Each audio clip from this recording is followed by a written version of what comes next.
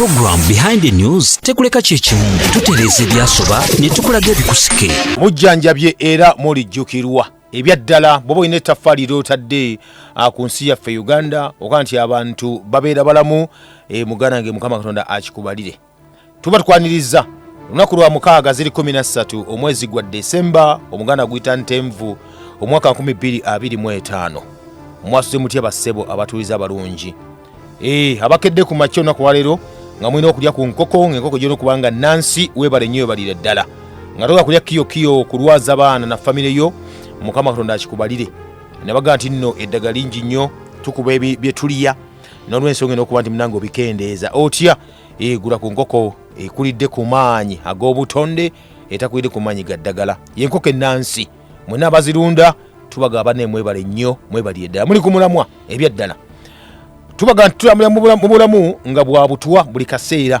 tussa butwa tunywa butwa tulya butwa kati n'okubanga munange obukkakanya obanga obukendeeza onobukendeeza otya emmere gy'olya tekubako kibayita greens ezo nkulu nnyo nnyirira kuba ziyambako okuba ni munange zikendeeza ku butwa obwo ebikaawa birungi nnyo gwenzi otasobola okuba nti munange ozigula osobola okuzeerimira ate zotafuuyidde n'obanga okozesa enkola eri erugambe y'obutonde egy'okutta obuwuka ng'ate tosse emmere oba tosse byakulya abazirima ewaka mwebale nnyo naga tuli kukaweefube kugoba bitula biri bikatunkuma ebinene byebayite ebinene biri ebyaga kwefaananyiza mu katunkuma naye nga bine ekinga eriiso kiti tubigobe tetwaga tujja bigula mu katale bidibe babisuule tudde katunkuma fooli akaawo omutini oyo yayinemu amakulu ennyo yalimu n'omulamwa nebino ebajingirira tubireke wama tubiboolere ddala obulamu naga nti nno bussa n'okuba ntubukwata bulungi nnyo nnyini ddala nga tujjamu nga tugogola omubiri gwaffe n'amazzi amazzi ge tunywa tugayita mineral water sigano gemigulwa mu supermarket oba mu maduuka amaparking nedda oyo chemical water kubanga bassaako ne bakwaga ne chemical composition gye bateekamu awo ku kicupa kwennyini okwo kanobango n'omanya nti nno nywa nenywa butwa bwe buti oba nywa chemical eno n'eno mineral water genjogerako ge mazzi ge weefumbidde ggwe ago gengamba gennyini munanga atuuliriza so mugema so amuganywera ddala kijja tukola bulungi nnyo nyini ddala oba ofunye ku budde kola ku dduyiro mulungi nnyo ayamba okulaba nti nno munange embi gyaffe gidde engulu n'obuto okuba nti bukendeera mu mbeera bwetyo asobola nga okikoze ekyo ojja kuba nga teweekoze bulungi wekka waba naffe ffenna ojja kuba nga otukoze bulungi nnyo bassebo ne banyabo mbaniriza mu program ekiri emabega w'amawulire nga bulijjo omulangira Kalema gegange gano ge mateeka agafuga program Behind the News etteeka erisooka teweesiganga bigambo bya munna byabufuzi etteeka eryokubiri teweesiganga amawulire okuggyako ng'ogajje wano nyumirwa nga bw'oyiga mu program Behind the News. Africa munne tuba tuyingiddewo mubeera bwetyo olina kuba nti weetaasa wekka nga gwe Ssemazinga Africa tulabe munange ensi etambula bulungi bwetyo bassebo ne bannyabo tuba twolekedde nate olusozi tuba twolekedde nate okuba ntukutegeeza ebintu ebigenda mu maaso mu ggwanga lyati Uganda tuba tukutegeeza twambuse olusozi okulaba nti no munange embeera etereera mu studios Dr. Galuwango Henry mwali nnyo Dr. Galuwango musa abasomesa obulimi ku ssettendekero ery'Amakerere sebo tusaza okulabako nate mwasuze mutya eyo ogenda kwetaasa otya nga gavumenti yegenda kubaayo datawo emuwa omuzungu aganda wange ebintu ebyo mwasuze mutya nno sebo ebintu ebyo tubagamba bulijjo ni wali order yatuuka dda wano nga tubawakana muli mutya sebo tuli bulungi tuli ku bunkenge abantu basinze byapa mu papa mu banka amazimba birusinga ebyapa wakati ebyapa byaffe twatugya bisinga mu bazungu sebo leero 13 sebo omwezi ogusembayo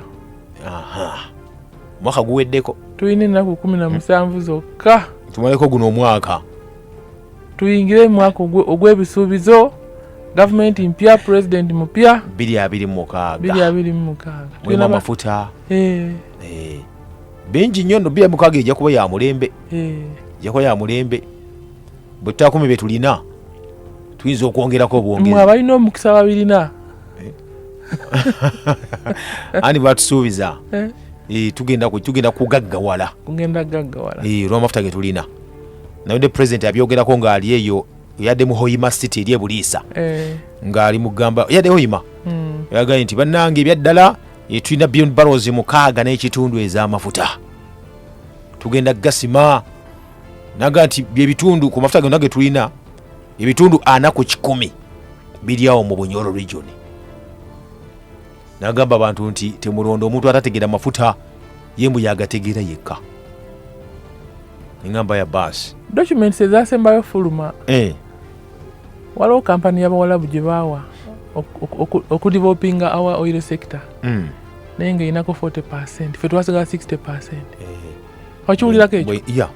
Anti mubalina okulikavalinga kye bateekamu kyonna kati tusigala 60%. 60%. Aye 60% ogwe tumanyiiko oyo gwe tumanyiiko ne waliwo bino bagamba waliwo banonna waliwo ba partners abajja abatali kooli main partner. Yes. Nze ekintu ekyo omanyi olumu twagenda tusaba kiyita gundi bayita production sharing agreements ndowooza ne bagano zifulumya ez'amafuta akazito kali kamannyo ne batuuka ne mu kooti y'ensi yonna ne bagamba nti balina okuziraga bannayuganda bazirabeko naye zigenda okujja zinga kampani buli kampani ejja wano erikamu kali akawaire akagamba tulina kujjayo ezaffe zonna mukutandika nammwe okufuna omwavu wakufa. Full cost recovery. Yes. Baita full cost recovery. Yes. Mwebale kubaayo. Yetuli Mukama atulabiridde. Ntambuddeko region zilinganga 4 mu weeks 3 zesizze wano. Netolodde Uganda, actually Eastern Uganda yonna nange etolodde wano mu Central nawo then ndoza nimaliriza mu Bwende nga otandika okuyingira mu West. Bali batya abantu baffe. Omusana mubi nnyo. Mubi nnyo oba ogwalero gwe mubi? Mungi. Okay. Niye tonyeyo kolero nga bukya. Oba etuuse wonna simanyi tonye okuva ekire efudde emba. Waliwo omulwadde okubeera nga alwadde. Ng'ali ku point esembayo nga mu butuufu bwe kitaba kisa kya Katonda ne mwoleeta omusawo okuva e Buyindi kafulu abada kyasobola kumuzza kudangulu bali tufiiddwa mukadde waffe etubalyala luweere waffe mukyala Sala Lutimba afudde obambi omukadde yamaze ebbanga ddene nga mulwadde bankubidde esimu at around 6:50 afudde nga kibi. Naliko naye 2 weeks back ng'alina amazzi mu lubuto. She's gone. Naye bwe tudda ku environment era eri abantu abalina emikisa kuba nze nkubuulira January ono tugenda tunda emyaka 5 tugiwe omuntu kubanga agenda tuwa sente mu Uganda temuliimu mmere. Agenda kuwa omutwalo gumu kilo za kawunga nga 5 nga buli kilo erimu omwaka mulamba. Ate batuganda tugamba luli nti n'abantu obudde bali babadde bamaze nga bakola bawumala kati bali ku campaign. Kanti campaign dikeera bukeezi. Omwana tambula kadodi okuva wano onagamba district endala n'atambula kadodi kavuga. Nze nkubuulira kilo ya kawunga eyinza otuuka ku 13,000 oba 14,000 mu January. Eastern Uganda jukira Uganda yaffe eno tulina blocks ziringa 3 ezivaamu kasooli yasinga yemmere ya Uganda tegakyali matooke era Abaganda twesaasire tegakyali matooke kawunga kiswazaamuko. So mu Central Uganda tulina Mubende ndoza basically Mubende yewaniridde Central Uganda mu kasooli Mubende. Kati mu Bunyoro tulinamu Masindi Kiryandongo. Then wano e Busoga tulinawo Greater Iganga lwakuba abaawo balina ekiddo kikayongo kibalya kati n'oyambuka wali waggulu Sironko waliwo kasooli mungi kati abasigadde they are basically dependents on other districts kati bwe zibanga ezo region omuzana guzikubye emmere teriyo mu nsi kitegeeza kati gwagenda okugula emmere abantu bumanga mulina ssente abantu bandistokings emmere. That is the reality from a ground based evidence kind of approach. tugenda bazze batulabula. Ngenda funa obuzibu mu mmere. Bazze batulabula. Tugenda funa obuzibu mu mmere. Oyogedde ku nkuba nezukira nga ennaku z'omwezi 5 guno omwezi twali tujaguza olunaku lwamayiddwa nga World Soil Day. Yes, exactly. Olunaku lw'ettaka. Yeah, olunaku lw'ettaka. Nalumanyako okukola ne workshops ezaali mu Kampala nazimanyako. Yes. World Workshop Day. Ettaka lyaffe wera tugamba nti nno healthy soils for healthy cities. Healthy soils nti amataka ettaka eddamu ku lw'ebibuga oba olw'ensi ennamu. Ddala likyali ddamu. Ettaka terikyali ddamu.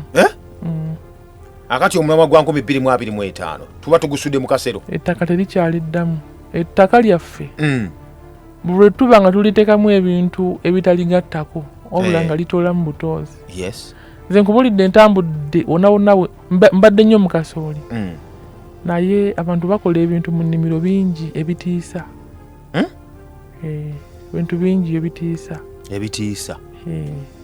Olina bannaye ogamba olina ateekayo nga kyamaanyi kino kigenda kutta nga kiteekayo naye ng'ayagala kifunemu mangu. Yes. So ettaka terikyaliko gundi. Jo naliko n'abalimi abamu. Some farmers yesterday. Yeah. I was forced okubajjako round up era mwali mu motoka omwo. Nze nkubuuya.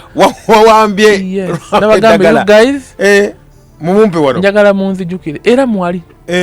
Namuwambye ejjo. Round up. Mukama Katonda kasita tuneyo nga mwe 10. Obudisiki alineyo omwo. Tuyinza because abantu bana abatembeeta. Is that the right word I would say? Abatembeeta ebintu bino. They are very ruthless. Tebafaayo. Webale tebafaayo. Bagala magoba. For as long as batonda. Yes. Naye tulina obuzibu bungi nnyo. Nkubuulira. By the way, me I sense danger. Katonda yambe buyambe. Era ndowooza abafunye kwene enkuba etonnye.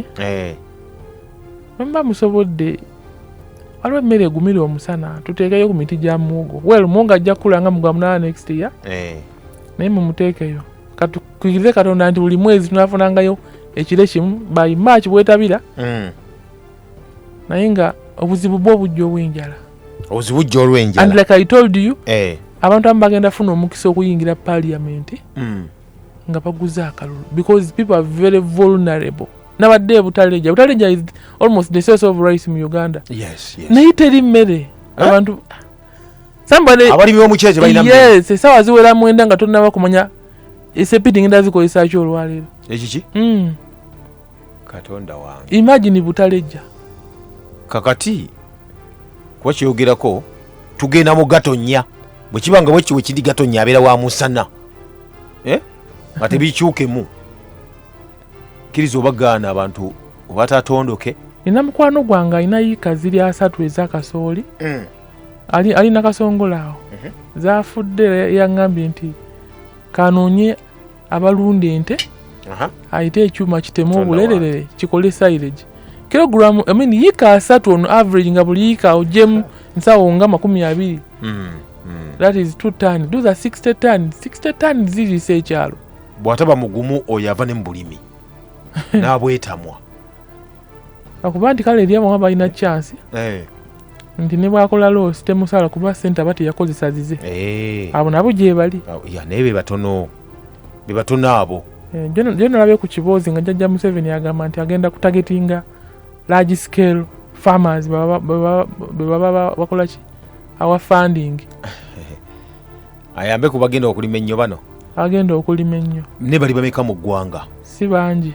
The only district I know awali large scale farmers ndoza mulimu Kiryandongo awo. Ne Nnoya. Nenge ettaka lya bwannannyini.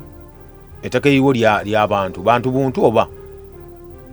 Tulina ba large scale investors. Awo ng'oyingira ekigumba awo waliwo ettaka ddene zinga square mile nga bbiri. Ettaka lya mukwano. Naye kalokosa alipangisa. Yeah. Ne kati bano abantu ba bulijjo bo. Abantu abo tabaagala kubanga era abajerega nnyo nti bakolera lubuto. Naye nga ate abantu abo bayimirizaawo sekita. Singa tuba ne program nga zitagetinga abantu abo. Actually nze tulina gandi tulina okugera ku bintu nga intensive farming ndi singa osimba kasooli bwo mu nsimba ey'omulembe n'ogamba nti nsimbye katugeze nsimbye empeka emu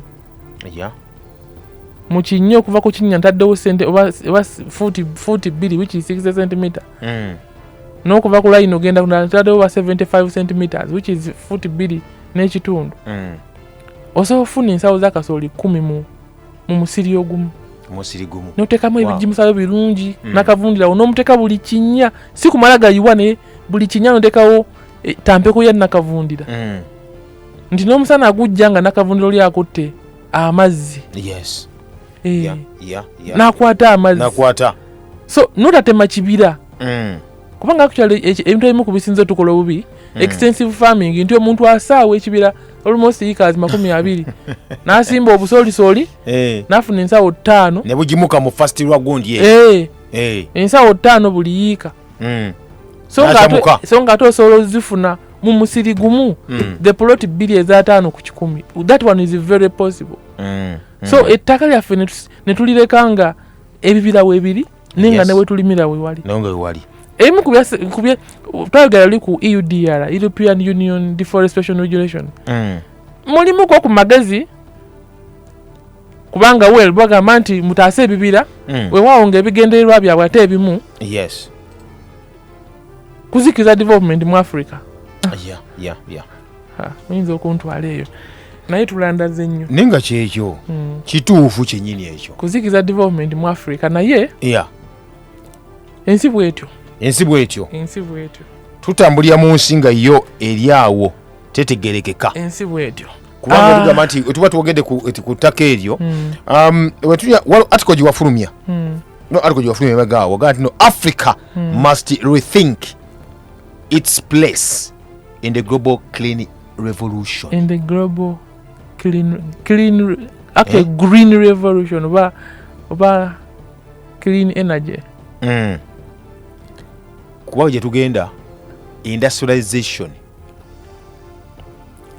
nabo kwata nnyo ku kyagone gati no abakulembeze oba bano bannaffe abatutwala balina ekyokusawo kinene nnyo ate omuntu wa wansi ye alina kukola ki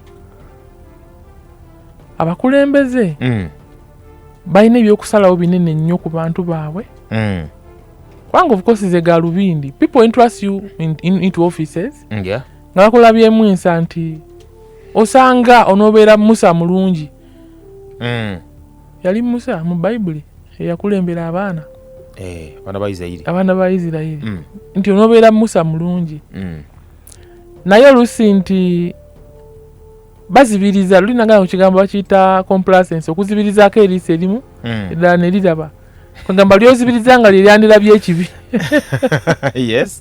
naye n'otunuzaako limu agamba kaliggweramu eyo tudduka tulaba pikipiki z'amasanyalaze emmotoka z'amasanyalaze eziyingiddewo that clean energy that is clean energy Lero buli atunda solar ayogera ku lithium ion battery naye nga lithium yava wano waffe wani DRC nga tolooza tuli mu kulwanyisa gundi enkyukakyuka ya budde climate change naye oti bw'otunuulira ebintu bino byonna gye babijja ekibuuzo kiri nti abantu bano ebintu bino bye bivaamu oba where these raw materials are got from do they have a green future?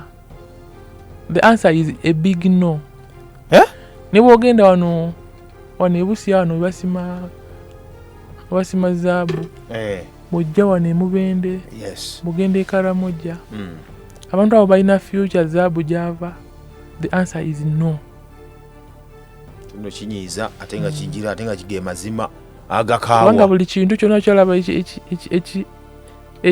kiboogerako nti green kigasa material oyo gyalaga n'abakola ebintu ebyo ebivaamu okugaggawala naye wano bannansi waava wenyini baavu omala okusima era tebaliraba ku bugagga nakirabako ne Congo bamala okusima ebyalo babijjawo ebiseera ebisinga obungi awo bwe bawana ezi visa ne bagenda n'olumala okusimba batambula butambuzi olusi tebikana kubikka.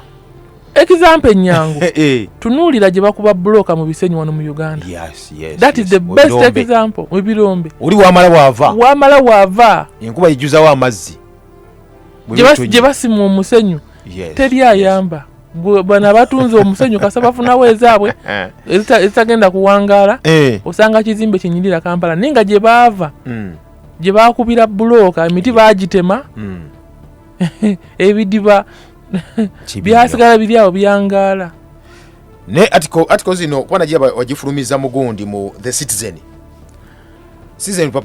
lwa Tanzania luli East African naye wano mu Uganda wo bote basobola bote otulowoozaako article ezo bwe mba ngiwandiika kati olaba Aga Khan Foundation muno omuli ba National Media bano ba Daily Monitor biki ozisindika naye ekiri mu Uganda simanyi oba mulimu nti gundi ya publishing n'aba New Vision I have their contact nabo mbawandikira naye for reason is known to them they don't publish.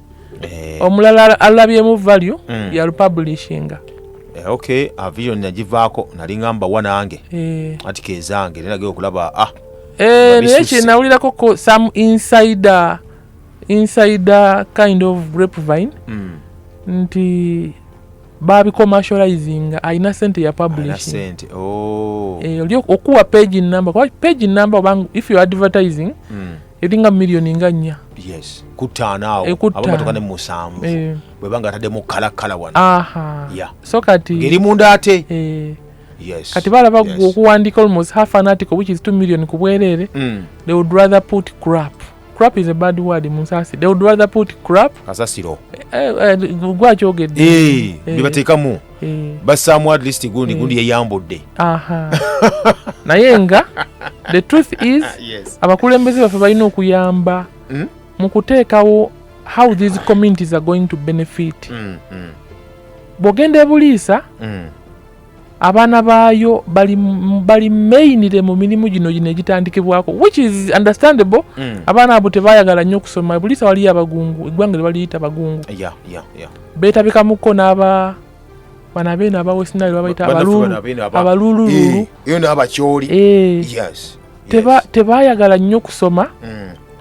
Kale bagezezaako nnyo okubayigiriza bino ebyangu welding bino woodworker skilling Uganda bwe bityo nenga bw'otuukayo eri abakozi abali abafuna ku ssente ennungi bonna sibaayo and yet sijagamba nti n'amafuta gano baagala ku Monday ne batandika okugasima ku Tuesday.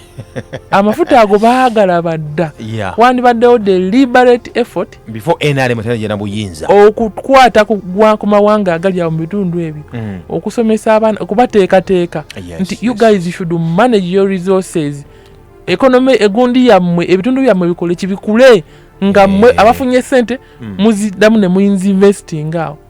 Naye the expatriates bava walala and yet they knew about it nti nenda webuze kibuzo already course was introducing ezisomesa amafuta ne webuze mu kitundu kyennyini ekyo wavaawo abantu bameka. That is the big question. Wavaawo abantu bameka nda buli agende bwero okusoma amafuta akomawo nga alina gyava siwa mu kitundu ekyo. Actually nze kyengenda okwogera kibi nnyo. I have my daughter yasaba bajja ku university last year yasaba Makerere nasaba ne Kyambogo yasaba oil Makerere nasaba education physics math Kyambogo nemuwa ne bamuwa ne education physics math ne tudda mu projection baita simulation into bango busomesa ogenda kola what are the likelihood of you being immediately absorbed bosoma mafuta what are the likelihood bakuyitani nti bampita gundi ne mugamba kakati nze nkuwadde table ngenkomparinga ebirungi by'amafuta n'ebirungi bya education ebisigadde mbikulekedde yamaliza agenze Makerere asoma busomesa kati kwa mwe mnafatuliriza Oliko Impact FM Radio Asamayinja program ekiri emabega wa mawulire bingi nnyo tubina tujja bikuwa katuje program behind the news tekuleka kyekimu tutereze byasoba ne tukulaga ebikusike ekiri emabega w'amawulire tukyali ffenna munafe atuwuliriza twogera ku nsonga nnyingi ezibaddewo naye nga zikola ku bulamu obwo gwe nange mubeera bwetyo kale ntumiddeko omwami Katongole twabaddeyo nga waliwo benkulembeddemu nadde nkulembeddemu omwami Ronald Lule ng'agenza okwanjulwa eri mwana munne amayiddwa nga Angela Nakakande bagatta leero ku Victory Church mu Ndeeba olwaleero leero lwaki tibongambi nenzija ne suuti obudde bukyali era nandize ne suuti nobeera mugundi mu kyaki nimbeerawo obudde bukyali naye nabadde ku saidi y'abakobe nadde nkulembedde naye adde ku saidi y'eri taata omwami Katongole actually lecturer mu Gulu University awuliriza nnyo program eno ne wabeera eggulu abeera ku app nawulya yaŋŋambe ne mbeera eggulu mpuliriza tumutumidde tumutumiddeko omwami Katongole ye bali kutuwuliriza amazima gennyini omanyi kinyuma nnyo sometimes okuba nti abantu b'olimu nga bakutegeera nga byokola babiwulira. Mukama tumwebaza nti abeera ebusukka mawanga nabadde ekyankima twala ekyankima awo mugundi ekasangati wetwabadde ssebo nga mwalidde ebintu abantu ekyasinza okunsanyula ennyo abantu bawuliza Impact FM. By the way, I'm sorry to say this, naye mu kubeera n'ebintu ebikyusa obulamu ndoza radio yaffe eno yeesooka. Yes. Olaba nti there are so many other religious stations naye teziri balanced. Zeekubirira side emu. Naye ng'ate buno obulamu bulina okubeera nga buli all around.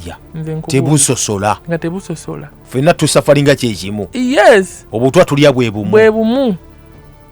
N'omuntu asiiba wiiki namba nga talidde for religious purposes. Era bw'alya bwadda bw'asiibulukuka era adda mu kulya mmere. Amazima gennyini wange mu ggwanga lya Uganda twafunye kye tuyita oba mazima oba kutugira kutupikamu oba ki naye ekkiriza oba gaana baatugamba nti no Uganda wetwogerera kati twayise ku ggwanga lya Ethiopia kubaka tutuuka kirime eky'Emwanyi tufulumye Emwanyi ensawo obukadde 8 mu emitwalo 4 mu myezi 12 kitegeeza mu mwaka gumu ensawo zetwogerako za kilogramu nkaaga naga nti mu zino tufunamu trillions 8 mu billion nga 2 ng'eggwanga lya Uganda 8.2 trillion. Yes. Akati sometimes waliwo ebintu byetutunulira ne tugaa nti kinaaba ki that's okusinza ku gundi mayifu Minister of Agriculture, Animal Industry and Fisheries bwetyo bwe yatugambye alipota gyafulumye mu October guno omwaka ne good enough yaso jibanga abaji disipline kati muki mu bantu abenje nemba that's okufuluma mapapa za mawulire ng'eggwanga Uganda kyo kizega ki gundi bagisayininga ddi eki oku UCDA okugiza mu mainstream zarozo omwaka oguwedde ndowooza mwezi gw'okumeka twali mu gwakubiri gwali mu gwakumeka si mwezi gwawedde no President Museveni ogigira ogisayita kwa mukono ate twali mu gwa 8 last year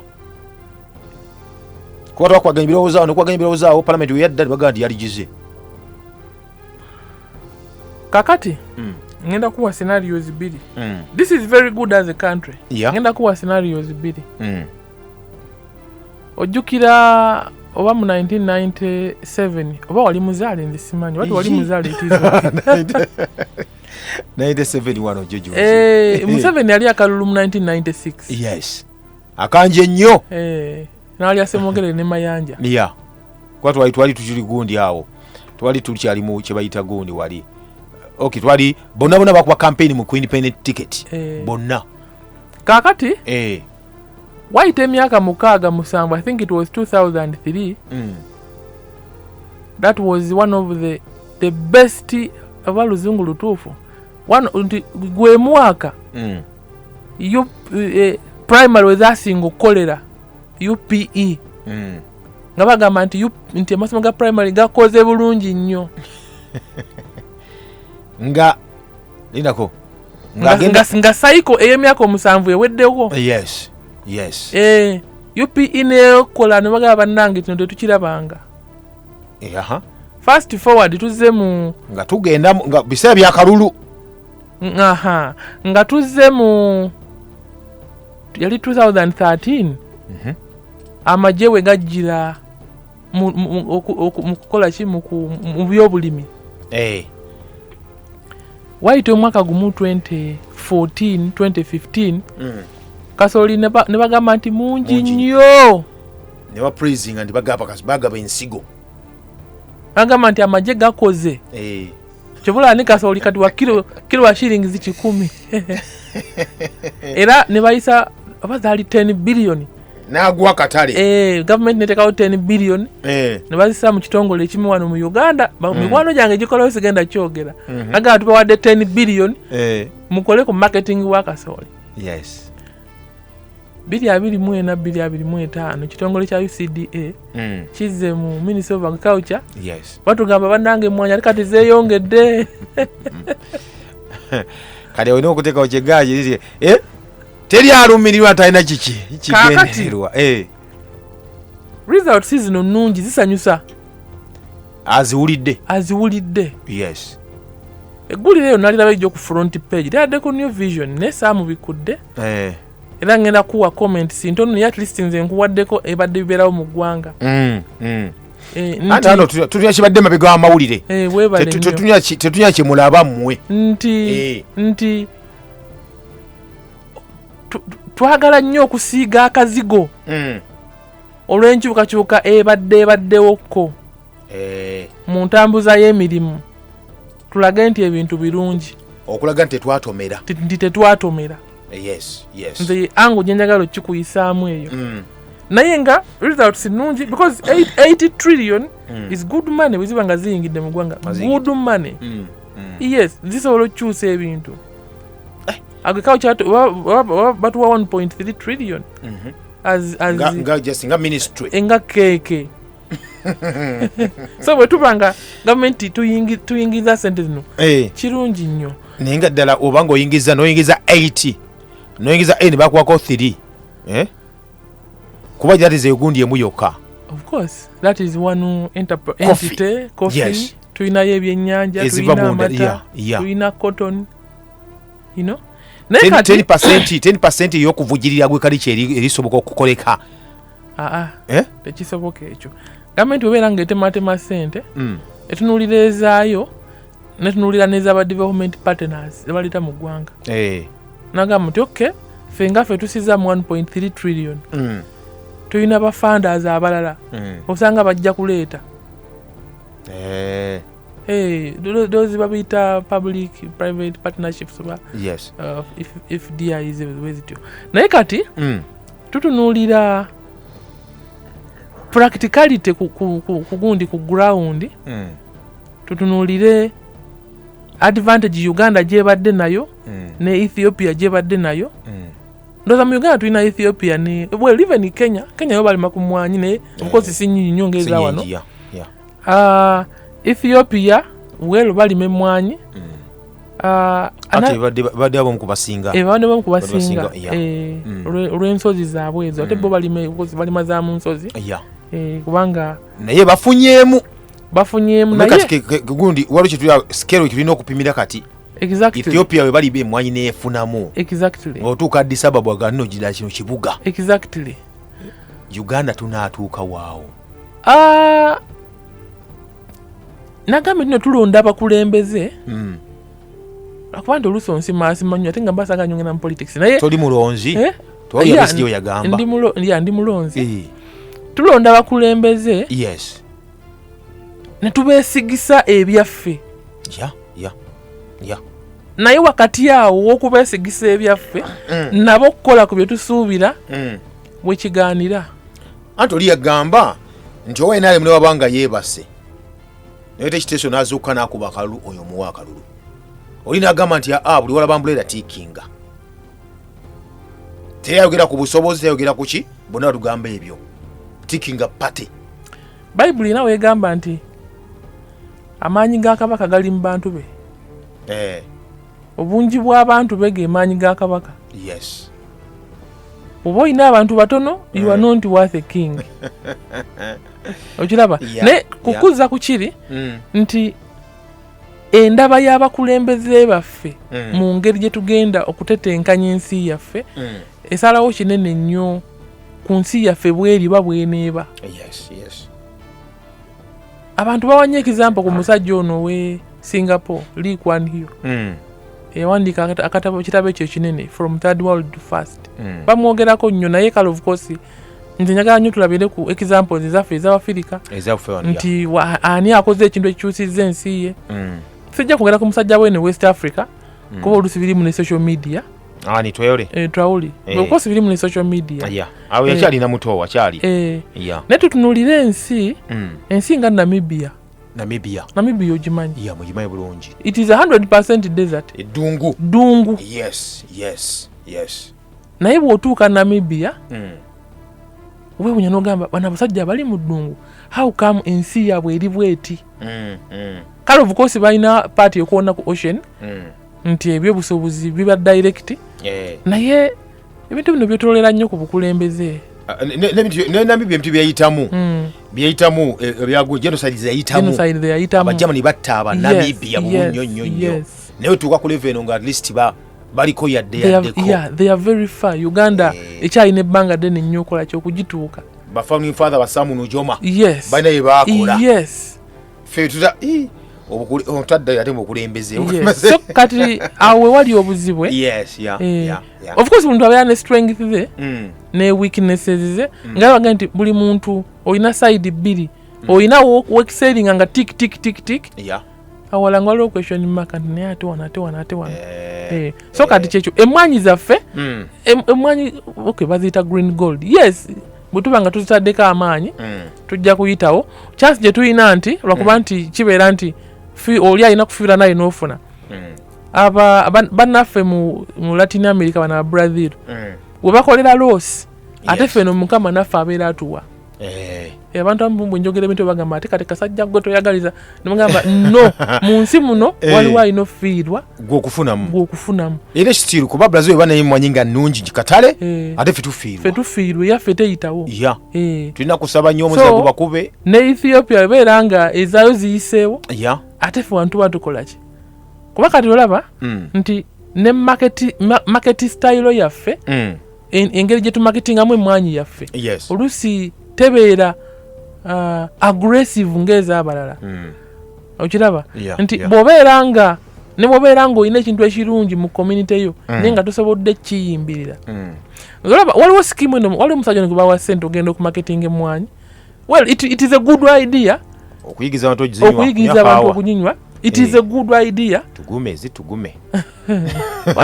waliwo n'omulala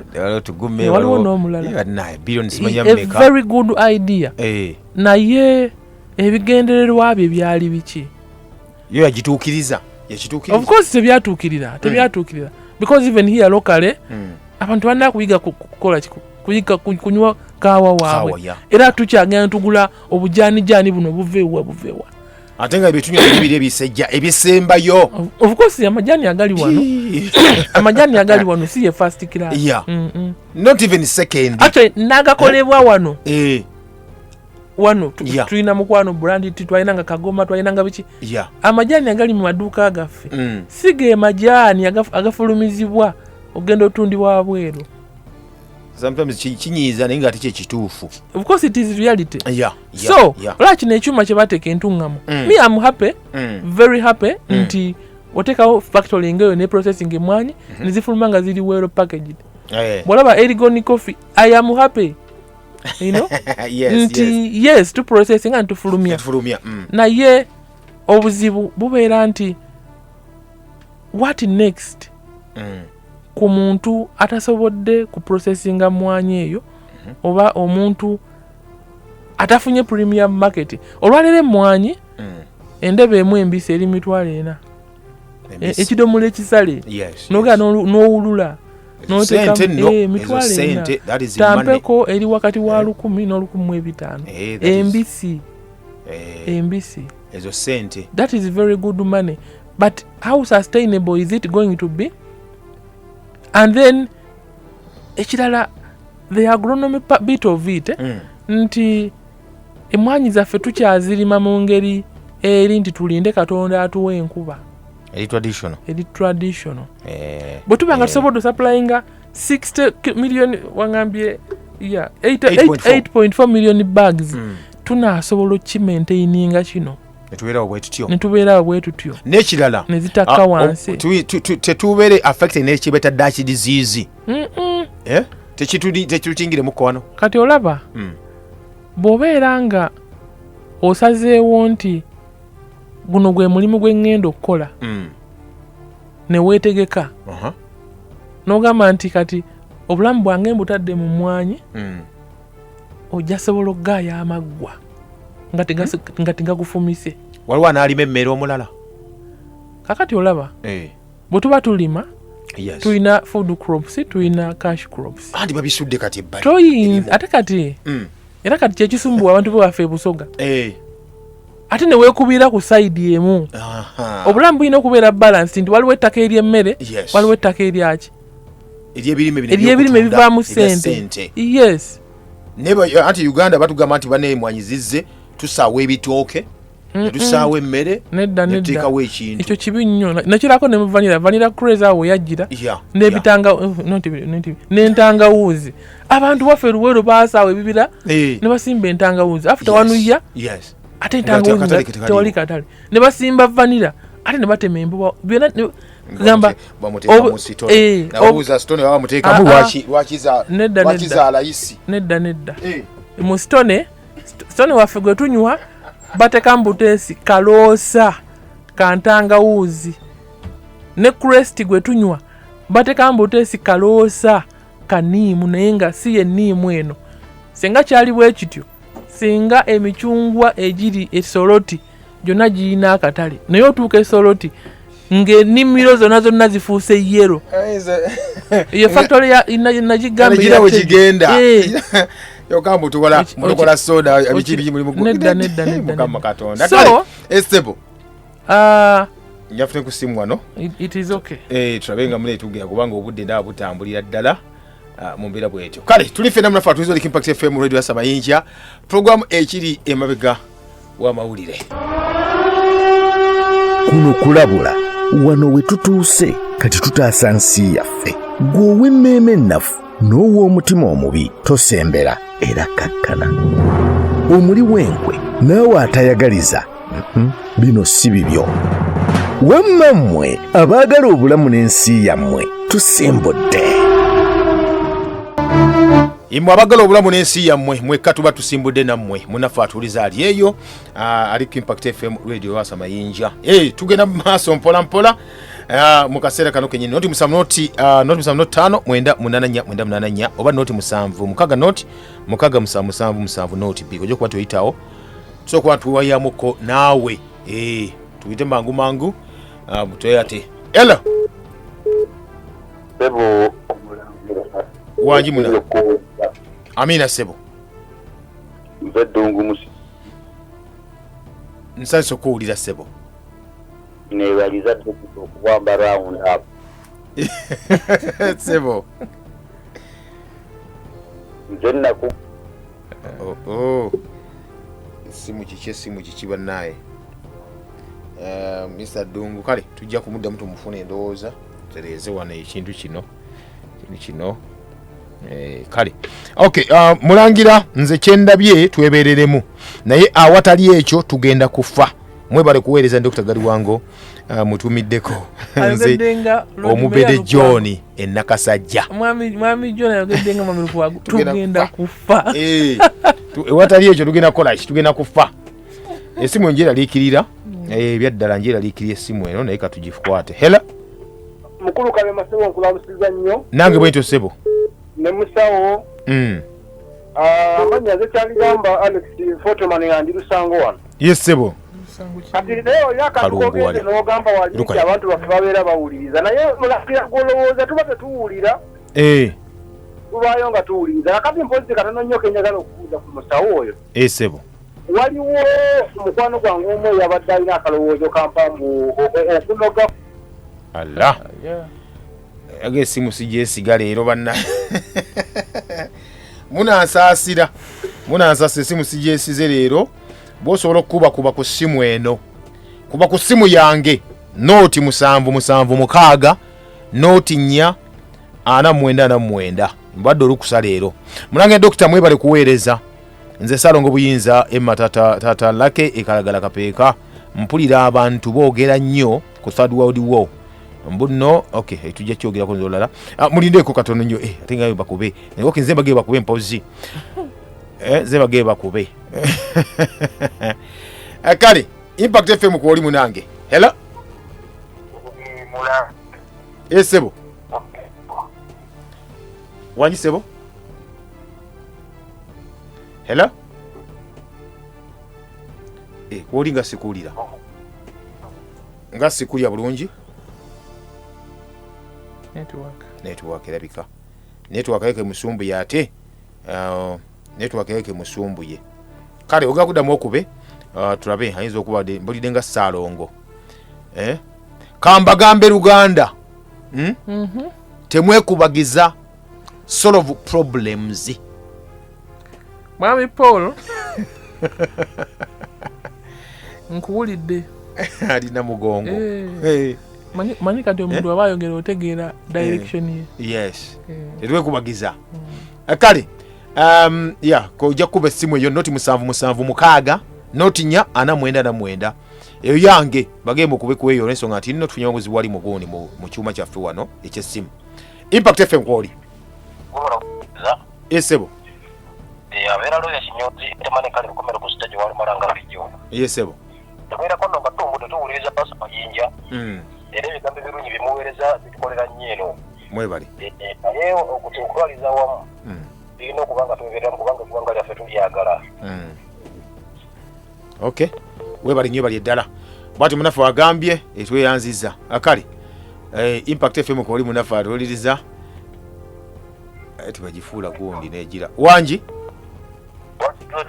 nazo bulungi sebo nobamita kansala bansi ndi wano kazi esebo njagala kubuuza omukulu bannange tukoze tutya okumanya ebigimusa ebirungi n'ebibi ebigimusa ebirungi n'ebibi okay tubyawudde tutya kale sebo okay munzigyeko bujje kuba essimu zinzita mpitirivu kati nteeno nkwata eno hello wangi esebo yogerako nnyo tukuwulira good morning sebo Ivan yes sebo where are you calling from I'm calling just here from Chira doctor okay I think you still remember me. There is a certain number that I had sent to you of about someone who makes this local medicine for animals. I don't know whether you saw it. Then secondly, I'd like you may also talk about this powder for Johnson and Johnson. Is it called Johnson and Johnson? Johnson and Johnson. Yeah. For babies, that I heard that some people used it and they had taken that company to court because of its asbestos, which is dangerous. Yeah. That over 3,000 people had suffered cancer. I don't know if you are aware of that one, and unfortunately the powder is still saturated. Thank you. This is Ivan from Chambogo. Okay. Ono muliza wange muzibe. Seriously? Yes. Yambala ke Chambogo. Hello. Yes, sir. Amina. Joy. Webale kuwuliriza. Yes, there is the joy. Ye nnyabo. Kakati mwogedde ku bagenda tukalakata olwa kiro y'akawunga. Yes. Ne gwe baadde akawunga kaleko. Kuba kati waliwo era abamu nga bagenda waayo obuwika lulu lwa emotions zaabwe. Ya olwokuba nti nina kyesaagala ku muntu naye ate nga yalina obusobozi. Yes. Kati kamulumye empeemu oli. Kamulumye ya. Nsaba balonzi bannange twebeereremu. Kano akalulu ffe tulina obuyinza ku bantu abagenda tukulembera. Tugyewo ebirala byonna tulonde omuntu asobola okubaako kyakola kubanga tulaga bamalako emyaka nga tusigadde era nga bwe baatubereramu. Yes. Okay, webali nnyo bali eddala. Namuga Josephine ali mu America. Agee kwali awuliriza live and clear. Namuga ono oji wange from Odi Kampala. Kale webali nnyo Namuga batwabire nnyo mu America. Impact kwoli. Wanyisebo? Yes bwana Kayondo. Kanyali wano kusingo wensenze. Yes sebo.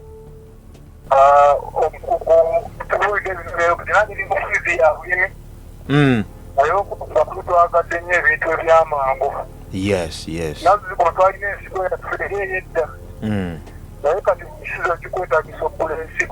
Amazima.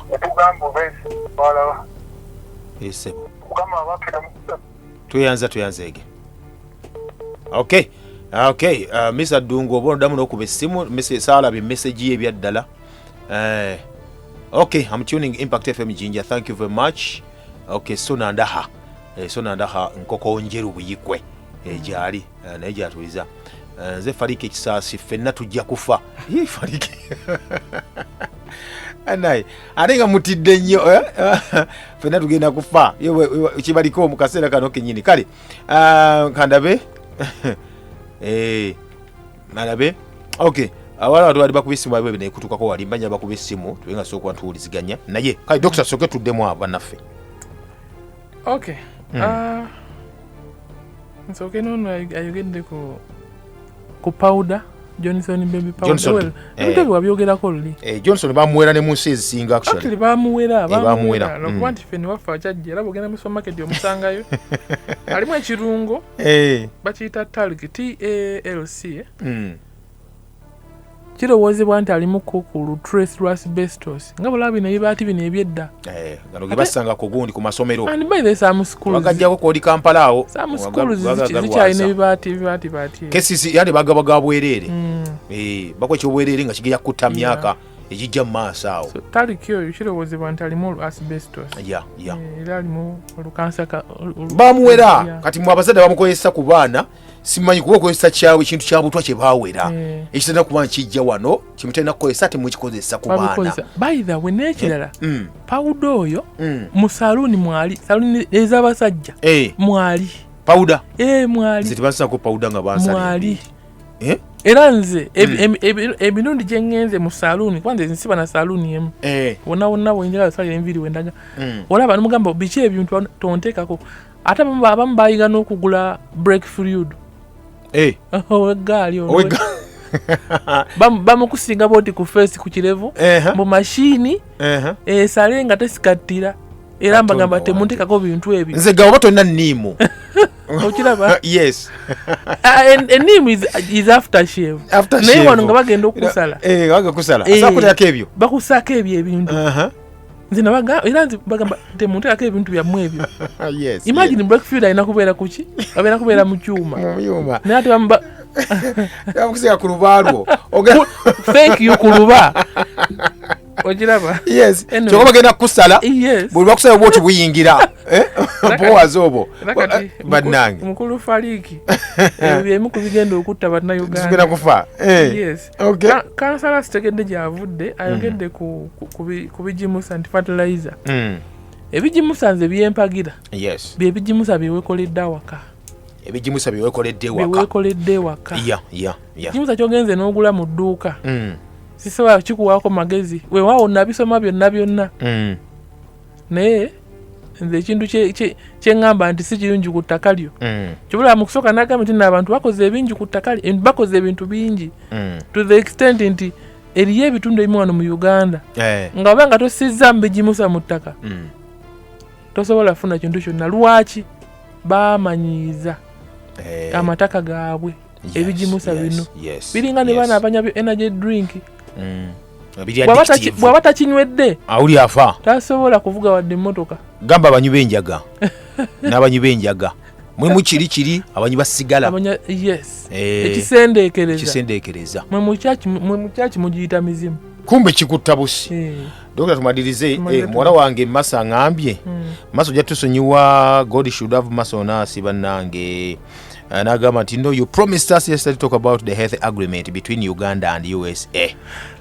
Ati nno nkyongeddeko wano nga tutandika ebyokugaba data waffe bagenda kugaba ebyama byammwe babikwase USA. Omanyi kitegeeza ekyo omanyi omuntu okubeera nga akumanyi from A to B anti kati wali obuzibu awo kati abakola obulwadde nga bulina ekika ky'abantu balina okuba nti butta eddagala ly'okugema balikuba nga lina ekika ky'abantu.